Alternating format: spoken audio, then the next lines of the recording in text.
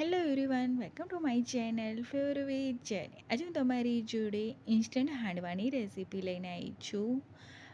આના પ્રીમિક્સની રેસીપી મેં આગળ શેર કરેલી છે, એટલે જો તમે લોકો એ વિડીયો ના જોયો હોય તો જોઈ લેજો, કારણ કે એ જ પ્રીમિક્સમાંથી હું હાંડવો બનાવવાની છું. બહુ જ ફાઇન હાંડવો થયો હતો. બહારથી એકદમ ક્રિસ્પી થાય છે અને અંદર એકદમ સોફ્ટ હાંડવો થાય છે.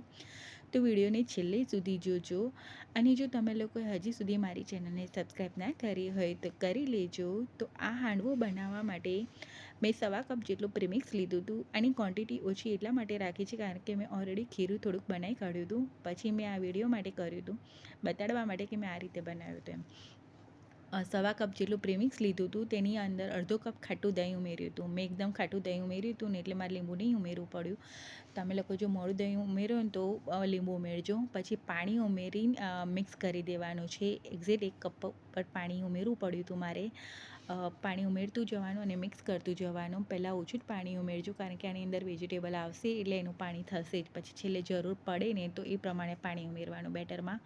અત્યારે તમને લોકોને બેટર થોડુંક જાડું જ લાગશે, પણ પછી પાછળ વેજીટેબલનું પાણી થશે. હવે મીડિયમ સાઇઝનો આદુનો ટુકડો મેં આવી રીતે ઝીણો છીણી અને ઉમેરી દીધો હતો બેટરની અંદર. પછી ગાજર મીડિયમ સાઇઝનું છીણી અને ઉમેર્યું હતું, એકદમ ઝીણું છીણી અને ઉમેરી દેવાનું છે. દૂધી મીડિયમ સાઇઝની ઝીણી છીણીને ઉમેરી હતી. આનું માપ એક્ઝેક્ટ બધાનું નથી રાખ્યું. આટલી જ બેટરમાં જેટલું જોઈએ ને એ પ્રમાણે જ વેજીટેબલ ઉમેરવાનું છે.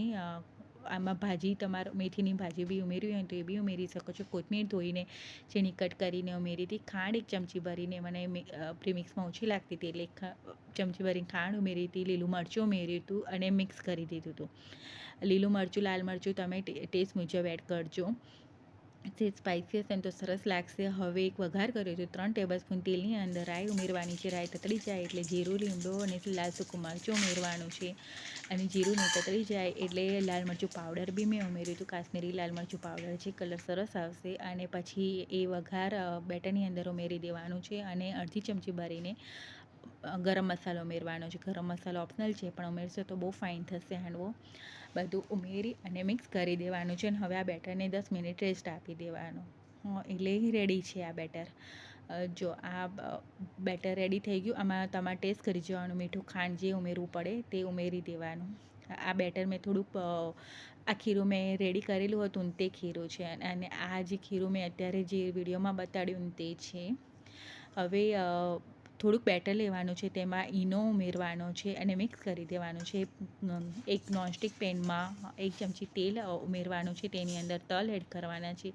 તલ તતડી જાય પછી આ બેટર પાથરી દેવાનું અને ઉપર તલ સ્પ્રિંકલ કરી દેવાના છે અને 1 ચમચી તેલ ઉપર લગાડી દેવાનું છે. અને મીડિયમ ફ્લેમ પર હાંડવાને કૂક કરવાનો છે. ઢાંકીને મીડિયમ ફ્લેમ પર કૂક કરવાનો છે. અને પછી થોડું કૂક થઈ જાય ને પછી આવી રીતે ડીશમાં કાઢી પછી પલટાવવાનો.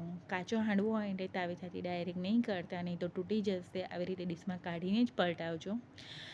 પછી બીજી બાજુ બી એને મીડિયમ ફ્લેમ પર કૂક કરવાનો છે. આ ઇન્સ્ટન્ટ હાંડવો છે એટલે ઇન્સ્ટન્ટ થઈ જશે. ખાલી 10 જ મિનિટ રેસ્ટ આપવો પડે આ હાંડવાને, પણ થાય છે બહુ જ મસ્ત. આ પલાળવાની કોઈ ઝંઝટ નથી. પ્રીમિક્સ રેડી રાખશો ને એટલે જલ્દી થઈ જશે. અલટાઈ પલટાઈને શેકી લેવાનો છે અને પછી નીકાળી લેવાનો. જો હું કાપીને બી બતાવું, એકદમ સોફ્ટ થયો છે.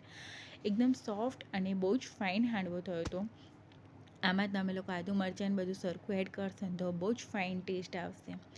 અને આની ગ્રીન ચટણી, સોસ કે ચા તમારે જેની જોડે સર્વ કરવું હોય ને તેની જોડે કરી શકો છો.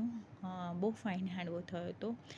આ રીતે એક વખત ચોક્કસથી હાંડવો બનાવજો. પ્રીમિક્સ રેડી રાખજો એટલે તરત હાંડવો થઈ જશે. અને જો રેસીપી ગમી, વિડીયો ગમતો હોય તો પ્લીઝ મારી ચેનલને લાઈક, સબસ્ક્રાઈબ કરવાનું ના ભૂલતા. Thank you for watching. મળીએ નેક્સ્ટ વિડીયોમાં. બાય.